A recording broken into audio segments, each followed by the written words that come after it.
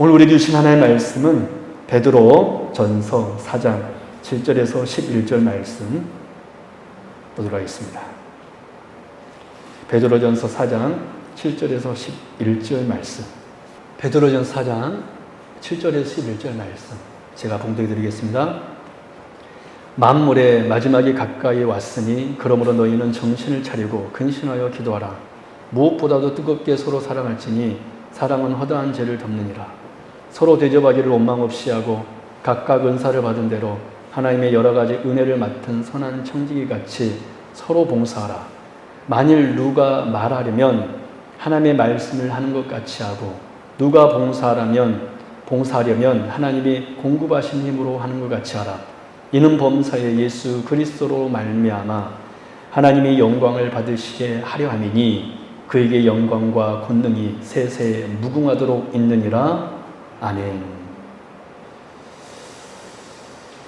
할렐루야.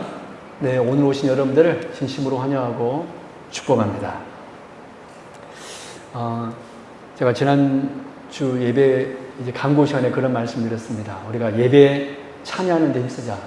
이번 돌아오는 주부터 작년 말에 했던 예배 캠페인을 다시 진행하려고 합니다. 정말 그래서 우리 성도님들, 저는 우리 세움교회는 그랬으면 좋겠어요. 이 시대 많은 성도님들이 일주일에 한 번 예배 드리는 것으로 만족하는 성도님들이 많이 계십니다. 이것은 마지막 시대는 모이기를 피하기에 힘쓰는 시대이다. 점점 더 모이는 것을 싫어하고 그냥 쉽고 편한 길로 가려고 하는 그런 바람이 일어난다는 거예요. 그래서 저는 우리 교회가 정말로 어떻게 해서든지 모이기에 힘쓰는 그런 교회가 되기를 바랍니다. 할렐루야. 그래서 정말 어떤 수를 써서라도 수요예배도 참석하고 또 이제 곧 주일 오후 예배도 우리가 이제 하려고 하는데 주일 오후도 참석하고 제가 이제 또 성경 공부도 이제 곧 이제 얼마 뒤에 개강을 하려고 합니다. 성경 공부 있으면 또 여러분 시간 되신 분은 신청도 하시고 그렇게 또 새벽 예배 또 나올 수 있는 분들은 또 일주일에 한 번이라도 나오십시오. 내가 몸이 연약하여서 일주일 내내 오기는 쉽지 않는다면 일주일에 한 번이 안 되면 2주에 한 번이라도 오시고 그렇게 해서라도 차츰차츰 예배 나오기를 힘쓰십시오. 할렐루야. 요즘 보니까 새벽 예배 나오신 분들이 좀 줄었더라고요. 마음이 아픕니다.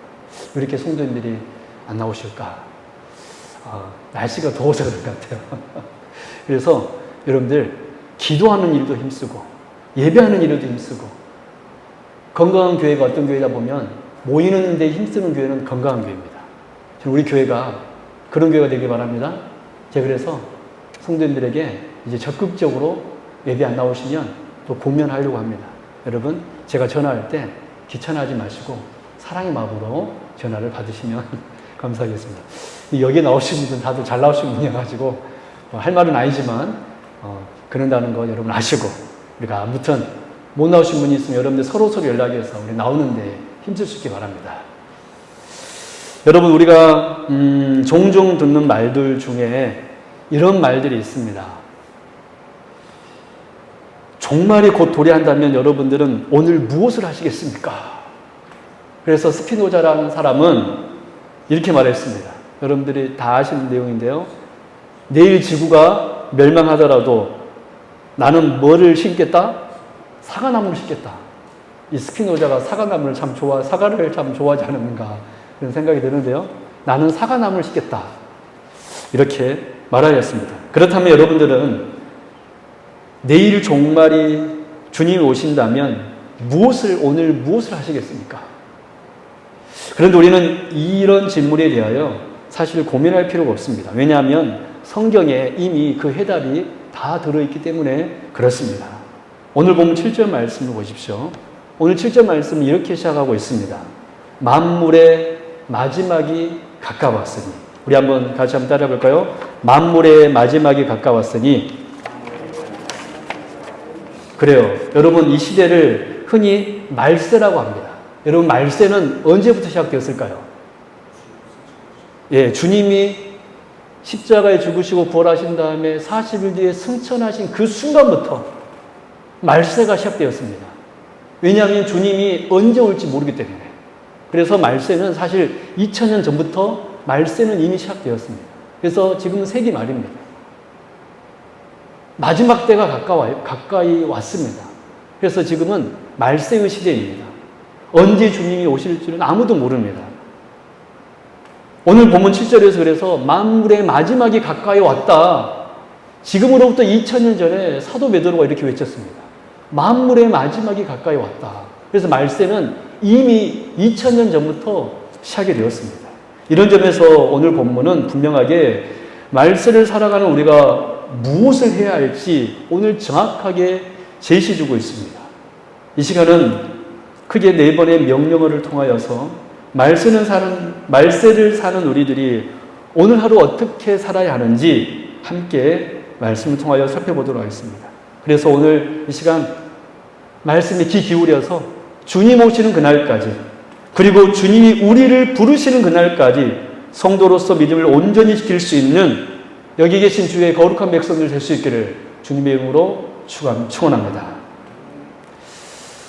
첫 번째, 주님께서 이렇게 말씀했습니다. 사도 베드로를 통하여서 정신을 차리라. 정신을 차려라. 우리 7절 상반절 말씀 같이 합독합니다. 시작. 만물의 마지막이 가까이 왔으니 그러므로 너희는 정신을 차리고. 여기까지 보겠습니다. 그렇습니다. 말세를 사랑하는 성도들 향한 하나님의 첫 번째 명령은 무엇입니까? 정신을 차리라는 것입니다. 우리가 참 자녀들에게 흔히 하는 말이 뭡니까? 정신 차려라. 그 말 많이 해요? 안 해요? 정말 많이 하죠. 저도 보면 제 애들한테 정신 좀 차려라. 아마 그 부모들은 아마 그 소리는 아마 한두 번쯤은 다 해보셨을 것입니다. 입으로 안 했으면 속으로라도 이놈아 좀 정신 좀 차려라. 공부해야 되는데 잠포장이 아니라 잠자고 있으면 그 말이 절로 나옵니까 안 나옵니까? 나오죠. 정신 좀 차려라. 왜냐하면 우리는 이미 겪었기 때문에 그래요. 그러면 안 봐도 비디오거든요. 어떤 삶을 살지.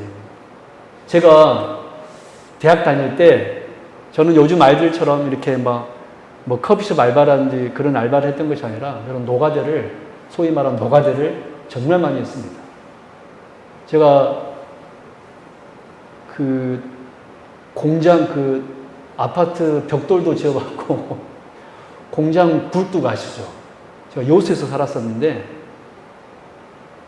공장 굴뚝 50m에 올라가가지고 아마 지금은 그런 일 안 시킬 것 같은데 그때는 시켰습니다. 안전 불감증 때문에 시켰던 것 같아요.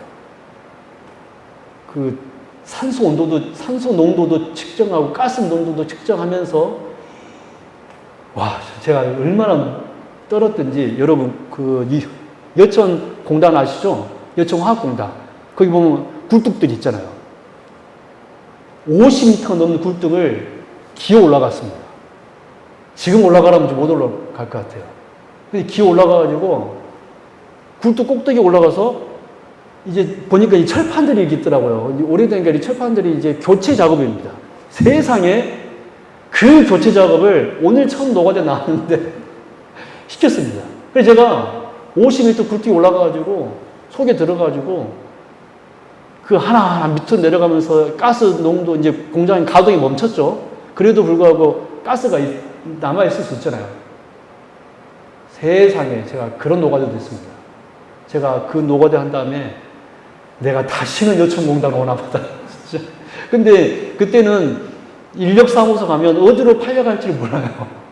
그냥 봉고차 쭉 오면은 그냥 타고 가서 일합니다. 그런 일도 해보고요. 제가 쌍둥이잖아요. 우리 김충기 씨랑 둘이 늘 노가다를 어머니 아버지가 그때 돈이 없으셨던 것 같아요. 용돈을 안 줘가지고 수시로 노가다 뛰어가지고 그 노가다 뛴 것으로 하루 일당 받은 것으로 놀기도 하고 그랬습니다. 아무튼 제가 이렇게 일을 참 많이 했었는데 그때 생각되는 게 뭐였냐면 공부하자. 공부해야 되겠구나. 공부 안 하면 평생 이렇게 살겠구나. 좀 그런 생각이 좀 들었습니다. 그래서 그때 비로소 부모님들이 정신 좀 차려라 라는 소리가 귀에 아주 가슴에 딱 와닿더라고요. 이래서 부모님께서 정신 차리라고 그랬구나. 그런데 여러분, 오늘 성경에서도 하나님께서 말씀을 사는 우리들에게 정신을 차려라 라고 말씀했습니다. 그렇다면 이 정신을 차려라 라는 말의 구체적인 의미가 무슨 뜻일까요? 여러분, 정신을 차리란 말은 헬라어로 정신이 온전해지다 라는 뜻입니다. 정신이 온전해지다. 우리가 생각하는 그런 정신 차려라는 것과는 좀 이렇게 뉘앙스가 달라요. 오늘 본문 헬라어 단어, 이 정신을 차려라, 소프로네오라는 단어는 정신이 온전해지다 라는 뜻입니다. 그래서 마가복음 5장 15절에 보면 이 단어가 어디서 사용되었냐면 귀신 들렸던 자가 정신이 온전해져서 앉았다. 그래서 그 귀신 들렸던 자가 정신이 온전해졌다 하는 말이 정신을 차렸다라는 의미입니다. 그리고 고린도후서 5장 13절 말씀 보면 이런 말씀이 있습니다. 우리가 오늘 설교 노트에도 기록되어 있는데요. 우리가 만일 미쳤어도 하나님을 위한 것이요 정신이 온전하여도 너희를 위한 것이니. 그렇습니다. 이 말씀에서도 이 정신이 온전하여도가 오늘 본문에 정신을 차려라, 소프로네오와 같은 단어입니다. 그러니까 우리 하나님께서 우리에게 정신을 차려라 라는 말은 무슨 뜻이냐면 바른 판단력을 가지라는 의미입니다.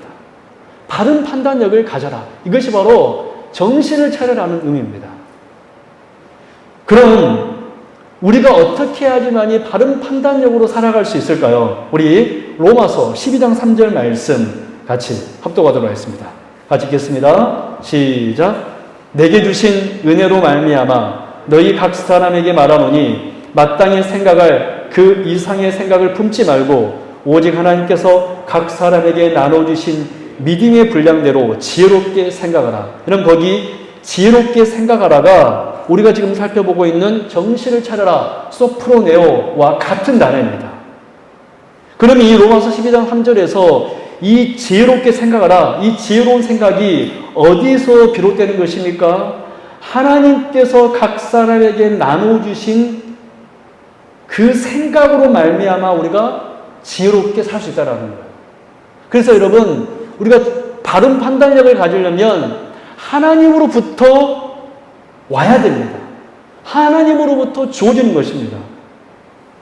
무엇이 옳은지, 무엇이 그른지 바른 판단할 수 있는 것은 하나님께서 우리에게 나눠주신 그 믿음의 분량, 즉 말씀을 통하여서 우리는 바른 판단력을 가질 수 있다는 거예요. 여러분, 지금 말씀을 살아가는 우리 성도 여러분, 저는 우리 성도님들이 오늘 주님의 말씀처럼 정신을 차릴 수 있는 주의 거룩한 백성들이 될 수 있게 바랍니다. 이 정신을 차리라는 의미가 무엇이라고 그랬습니까? 바른 판단력을 가져라. 이 바른 판단력은 누구로부터 주어지는 것입니까? 하나님으로부터 주어지는 것입니다. 주의 말씀으로 인하여서 그 말씀이 내 삶의 기준이 될 때 우리는 무언가를 결정할 때 바로 결정할 수가 있는 것입니다. 내가 정말 작은 부분이라도 내가 이것을 결정하면 이게 하나님을 섬기는 데 방해가 된다면 가감 없이 그것이 나에게 손해가 올지라도 우리는 멈춰야 됩니다. 그것이 바로 정신을 차리는 삶의 모습입니다. 우리 사랑하는 성도 여러분, 우리가 신앙생활 하면서 여러분들 정말 무언가를 결정할 때가 많이 있죠. 집 문제도 마찬가지입니다. 집을 결정할 때도 과연 내가 여기에 살면은 교회 나오기 좀 힘들다면은 가감 없이 어떻게 하면 가까운 곳으로 올 수 있을까? 예를 쓰는 것 또한 정말 그 말씀으로 바른 판단력을 가지고 사는 것입니다. 저는 우리 성도님들이 무엇을 하든지 무엇이 그른지 옳은지 하나님께서 우리에게 주신 말씀의 기준을 가지고 판단하여 정신을 차릴 수 있는 주의 거룩한 백성들 될 수 있기를 바랍니다. 그래야지만 이 마지막 때 우리가 온전한 믿음 생활을 할 수 있다는 거예요. 두 번째, 말씀을 사는 우리에게 하나님께서 이렇게 명령합니다. 근신하여서 기도하라. 우리 7절 하반절 말씀, 7절 말씀 다시 한번 합독할까요? 시작. 만물의 마지막이 가까이 왔으니 그러므로 너희는 정신을 차리고 근신하여 기도하라. 여러분, 그렇습니다. 말씀을 살아가는 성도들 향한 하나님의 두 번째 명령은 근신하여 기도하라입니다. 이것이 하나님께서 우리에게 주신 두 번째 명령입니다. 여러분, 그러면 근신한다라는 말이 어떤 뜻일까요? 헬라어 네포라는 말인데, 이 말은 구체적으로 어떤 뜻이냐면 오늘 본문 3절 말씀만 보겠습니다. 이 근신과 반대, 근신하라라는 말과 반대되는 말이 나오는데요. 본문 3절 말씀 같이 한번 합독합니다. 시작. 너희가 음란과 정욕과 술 취함과 방탕과 향락과 무고한 우상 숭배를 하여 이방인의 뜻을 따라 행한 것은 지나간 때로 족하도다. 여러분, 이 말씀은 당시 이 베드로 전서를 수신했던 성도들이 과거에 했던 행동들이 구체적으로 열거되고 있습니다. 그들은 과거 음란하였고 정욕으로 살았고 술 취했고 방탕하였고 향락하였고 무고한 우상 숭배에 빠져 있었습니다. 그런데 여기 술 취함 있잖아요. 이 술 취하다, 술에 취하다, 이 술 취함과 반대말이 근신입니다. 여러분, 술 취하다 말은 한마디로 어떤 말입니까? 술에 지배를 받는 것이 술에 취하는 것입니다. 그러면 근신하다는 말은 어떤 뜻이겠습니까? 술에 취하는 것이 아니라 누구의 지배를 받는 것입니까? 하나님의 지배를 받는 것이 근신하는 삶인 것입니다. 술 취한 사람은 술의 지배하에 놓여서 살아가지만 근신하는 성도는 성령의 지배를 받는 사람들입니다. 이런 의미에서 볼 때 근신하여 기도하라는 의미는 무슨 말씀입니까? 기도함을 통하여서 성령의 다스림을 받으라는 의미입니다. 기도함을 통하여서 성령의 다스림을 받아라. 이것이 바로 근신하여 기도하라라는 의미인 것입니다. 그래서 사도 바울도 우리가 잘 아는 말씀, 에베소서 5장 18절 말씀에서 어떤 말씀이 기록되어 있습니까? 술 취하지 말라. 이는 방탕한 것이니 오직 성령의 충만함을 받으라.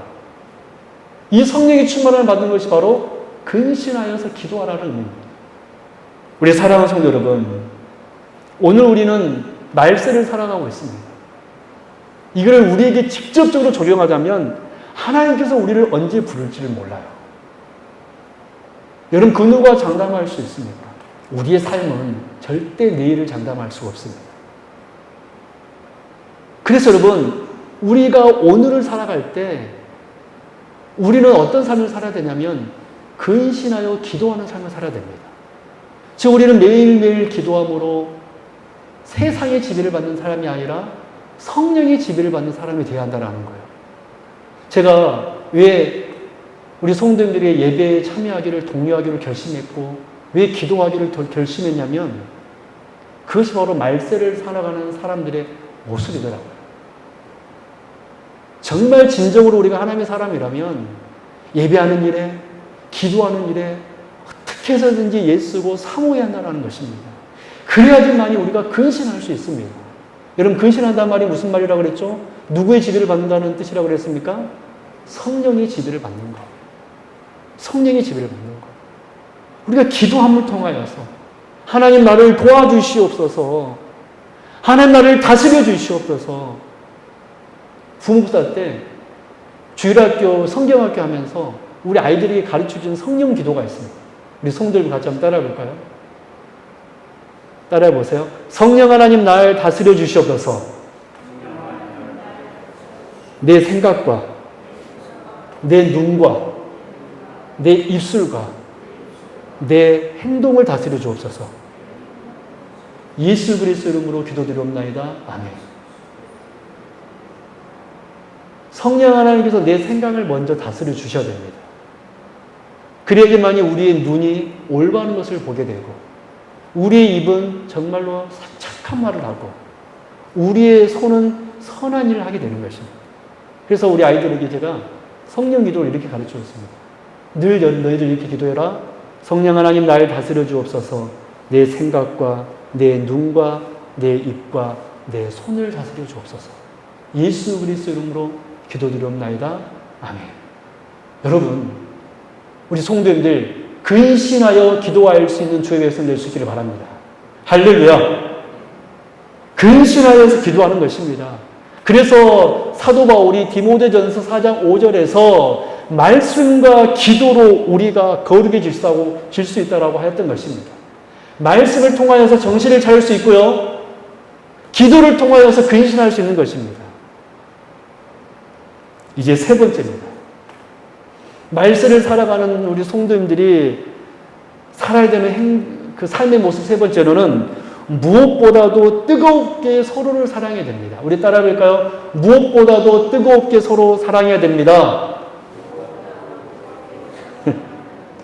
여러분, 어떤 의미에서 볼 때 우리가 지금까지 살펴본 첫 번째 삶과 두 번째 모습은 우리 개인의 영역에서 삶이었다라면 세 번째와 네 번째 삶은 이웃과의 관계의 영역에서의 삶의 모습입니다.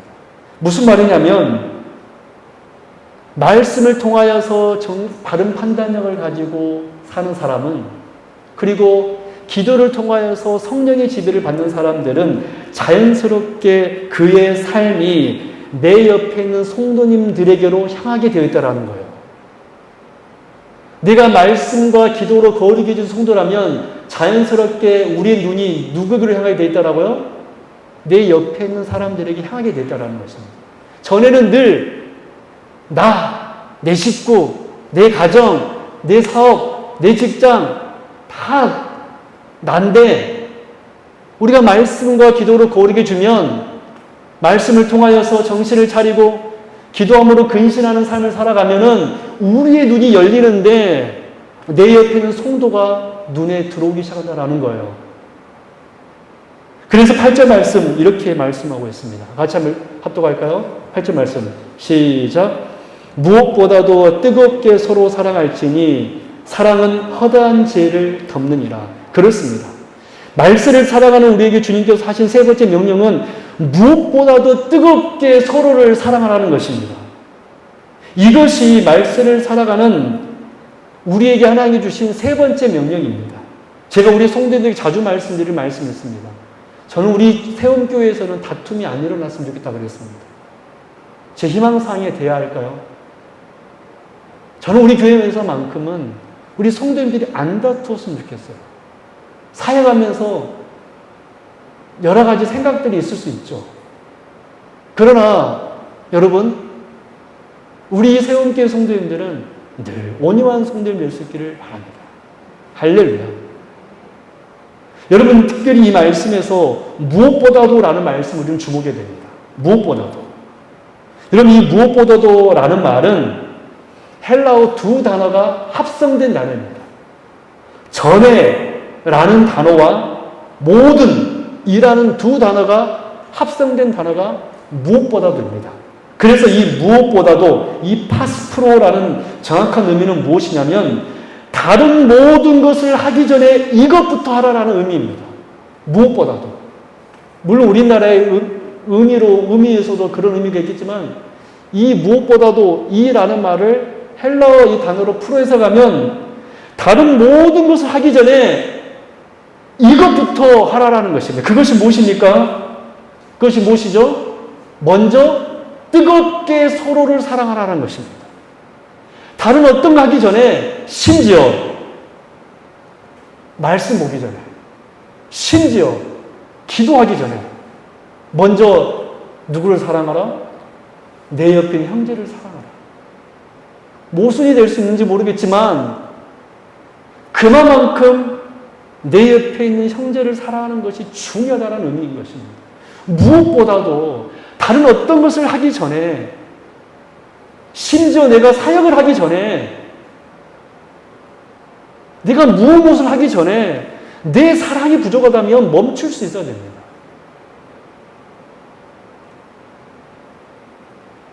제가 여러분들한테 고백하고 싶은 것이 하나 있어요. 옛날에 목사 안수를 받고 난 다음에 제가 제 아내한테 그런 고민을 털어놓은 적이 있었습니다. 여보, 내가 과연 이제 제가 30살에 목사를 안수를 받았거든요. 그래서 전도사 때부터 시작하면 한 20년 정도 제가 이렇게 사역을 하고 있습니다. 제가 목사 안수를 받고 난 다음에 사역을 하는데 자신이 없더라고요. 그래서 제가 제 아내한테 그런 말을 했습니다. 여보, 앞으로 만약에 지금 30살을 해봅시다. 그러면 70에 보통 목사님들 은퇴 연한이 있으니까 40년이라고 한번 생각해 봅시다.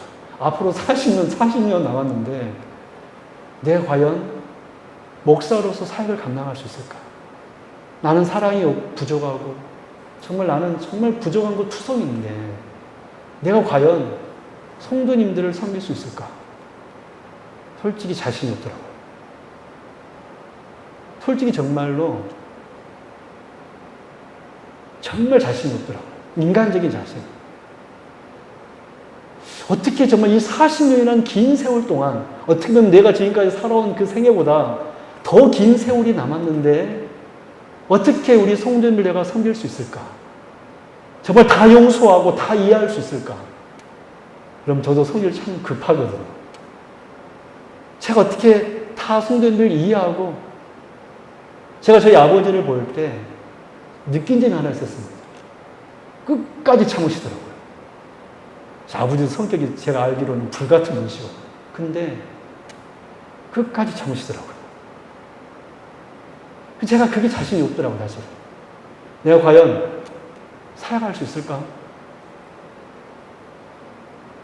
근데 우리 하나님께서 우리에게 뭐라고 말씀하고 있냐면 무엇보다도 먼저 뜨겁게 서로를 사랑하라. 여러분 요한일서 3장 14절 16절 말씀 같이 한번 합독하겠습니다. 같이 읽겠습니다. 시작. 우리는 형제를 사랑함으로 사망에서 옮겨 생명으로 들어간 줄을 알거니와. 한번 그 부분 다시 한번 읽겠습니다. 말씀을 생각하면서 읽겠습니다. 시작. 우리는 형제를 사랑함으로 사망에서 옮겨 생명으로 옮겨간 줄을 알거니와. 여러분 혹시 아셨습니까? 내가 지금 사망에서 생명으로 옮겨진 이유가 누구를 사랑함으로 되어진 것입니까? 형제를 사랑합니다. 계속서 있습니다. 시작. 사랑하지 아니하는 자는 사망에 머물러 있느니라. 그 형제를 미워하는 자마다 살인하는 자니 살인하는 자마다 영생이 그 속에 거하지 아니하는 것을 너희가 아는 바라. 그가 우리를 위하여 목숨을, 여기서 그는 우리 주님이시죠. 주님이 우리를 위하여 목숨을 버리셨으니 같이 읽어볼까요? 우리가 이로써 사랑을 알고 우리도 형제들을 위하여 목숨을 버리는 것이 마땅하니라. 아멘. 여러분 자 한번 봐보시겠습니까? 이 말씀에 의하면 우리가 하나님의 계명을 지키는 일, 즉 사랑하는 일은 무엇과 관련되어 있는 일입니까? 내가 형제를 지금 사랑하고 있다면 내가 하나님과 올바른 관계에 있다는 증거이고, 반대로 내가 만약에 형제를 지금 사랑하고 있지 못한다면 지금 하나님과 관계가 끊어져 있고 멀어져 있고 심지어 하나님을 사랑하지 않는 자라는 것입니다. 그냥 무늬만 기독교인인 것 뿐이에요. 종교인이죠. 여러분 그래서 요한일서 4장 12절 말씀을 다시 한번 보십시오. 4장 12절 시작. 어느 때나 하나님을 본 사람이 없으되 만일 우리가 서로 사랑하면 하나님이 우리 안에 거하시고 그의 사랑이 우리 안에 온전히 이루어지느니라. 아멘. 그렇습니다. 사랑 여러분. 우리는 무엇보다도 내 옆에 있는 형제와 자매를 뜨겁게 사랑할 수 있어야 됩니다. 사랑하는 사람이 어떤 사람이냐면 지금 하나님과 올바른 관계에 있는 사람이고, 그렇지 않으면 그 사람은 하나님과 멀어져 있고 하나님은 그를 모른다라고 말할 수 있다는 거예요. 내가 아무리 이 교회에서 이 사역도 하고 저 사역도 하고 내가 예배 한번 빠지지 않는다 할지라도 심지어 늘 내 마음속에 화가 있고 다툼이 있고 그런 마음이 우리에게 있다라면, 미워하는 마음이 있다라면 그것은 사역도 될 수 없고 하나님이 그를 모른다는 것입니다. 여러분 그래서 하나님께서 오늘 세 번째로 우리에게 명령하신 것이 바로 이것입니다. 무엇보다도 다른 어떤 거 하기 전에 먼저 내 옆에 있는 사람들을 뜨겁게, 그냥 사랑도 아니고 어떻게 사랑해라? 뜨겁게 사랑해라. 우리 한번 따라 보겠습니다. 뜨겁게 사랑하자. 정열적으로 사랑하자. 성도님들 저 사랑하십니까? 잘 안 느끼실 것 같아요. 오늘 어떤 성도님이요, 사랑이 느껴졌습니다. 어떤 성도님이, 목사님 제가 어디 남원을 갔다 왔는데요, 유명한 빵집이 있어서 빵을 몇 개 사왔습니다. 그래서 빵을 사가지고 오시더라고요. 제가 그 마음을 보고 어떤 마음이 들었겠습니까? 여러분, 제가 꼴도 보기 싫었으면 사왔을까요? 안 사왔을까요? 사랑하니까 사오셨는 줄로 저는 믿습니다. 우리 성도 여러분, 우리 서로 사랑합시다. 사랑하지 아니하면 그것은 신앙생활이 아니에요. 아무리 우리가 10년, 20년 내가 교회 나와서 내가 직분을 가지고 섬기고 있다 할지라도 늘 마음속에 불편이 있고 어려움이 있고 늘 내가 마음에 예민함이 있고 늘 관계에 어려움이 있다라면 고민해 봐야 됩니다. 내가 과연 정말 하나님을 사랑하고 있는가? 여러분 심각하게 생각하십시오. 저는 우리 성도님들은 정말 내 옆에 성도님들을 사랑하고 하나님을 사랑하는 복된 성도님들인 줄로 믿습니다. 그래서 우리 하나님께서 세 번째로 하신 명령이 바로 이겁니다. 먼저 뜨겁게 성도를 사랑하라. 마지막입니다. 우리 하나님께서 이렇게 말씀하셨습니다. 이제 서로 봉사하라. 우리 9절에서 11절 말씀 같이 읽겠습니다. 시작. 서로 대접하기를 원망 없이 하고 각각 은사를 받은 대로 하나님의 여러 가지 은혜를 맡은 선한 청지기같이 서로 봉사하라. 여러분 그 부분 언제나 치실래요? 서로 대접하기를 원망 없이 하고, 그리고 두 번째로 선한 청지기같이 서로 봉사하라.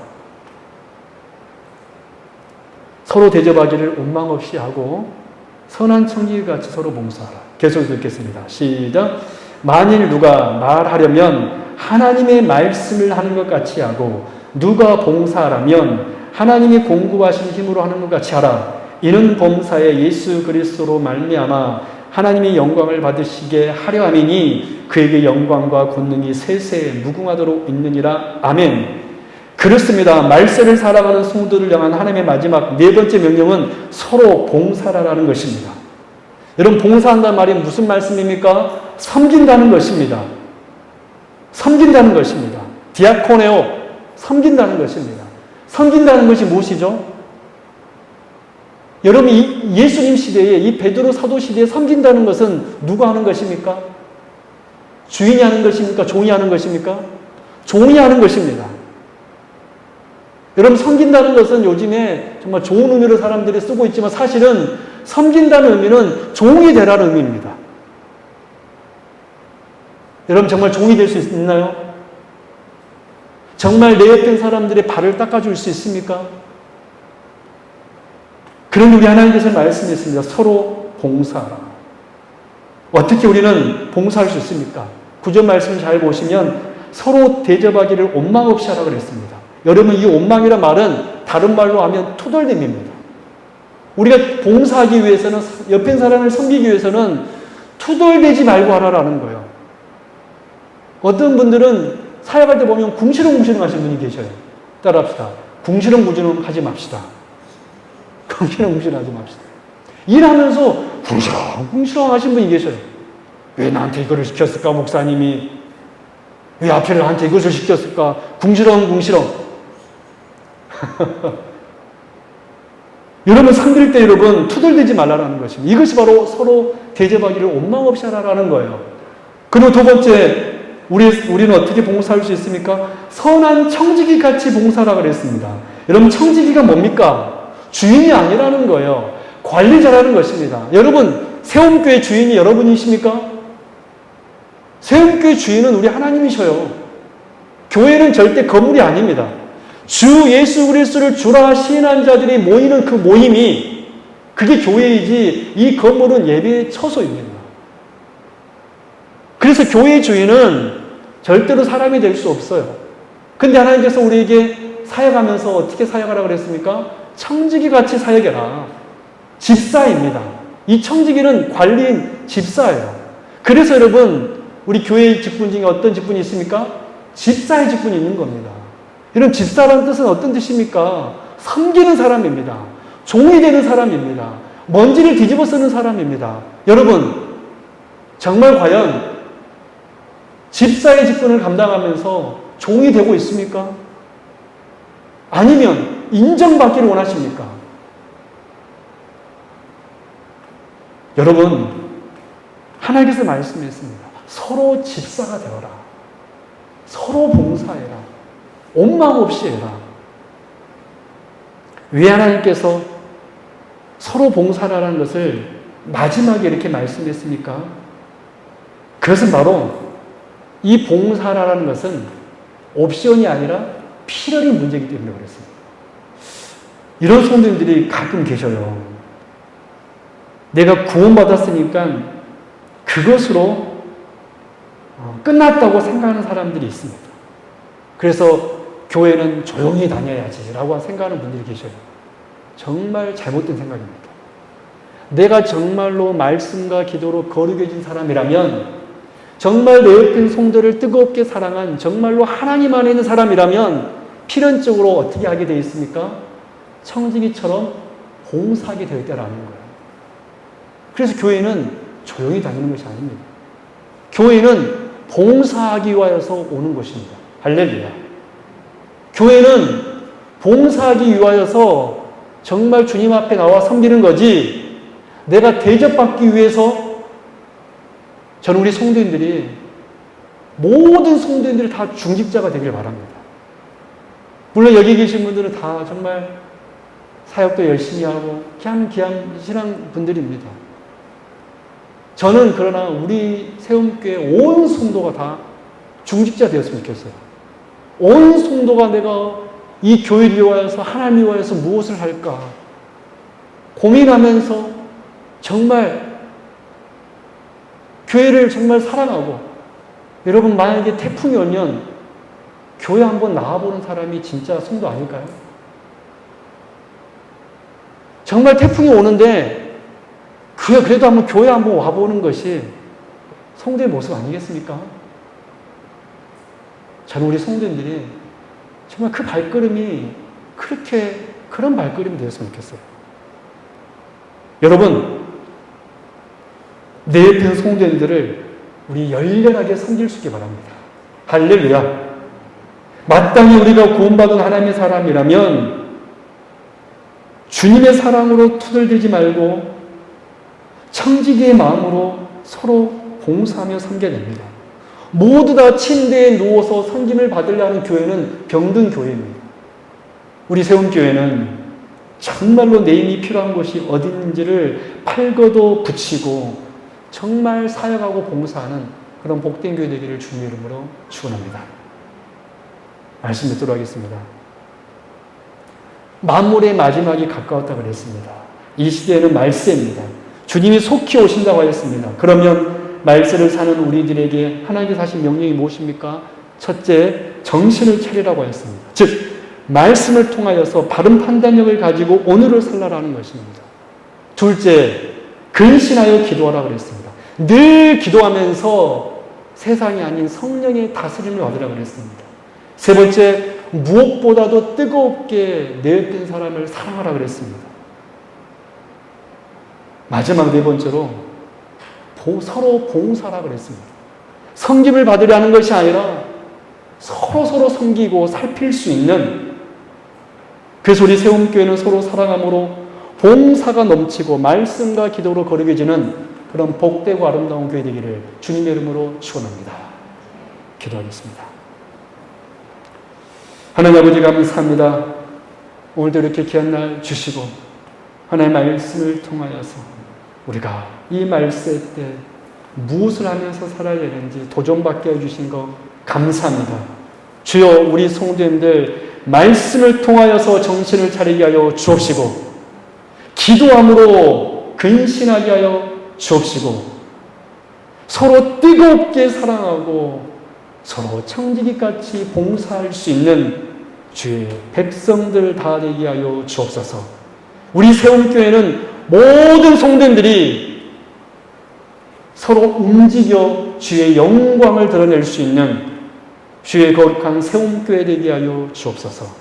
우리 교회는 주님이 세우시고 주님이 세워가시는 교회입니다.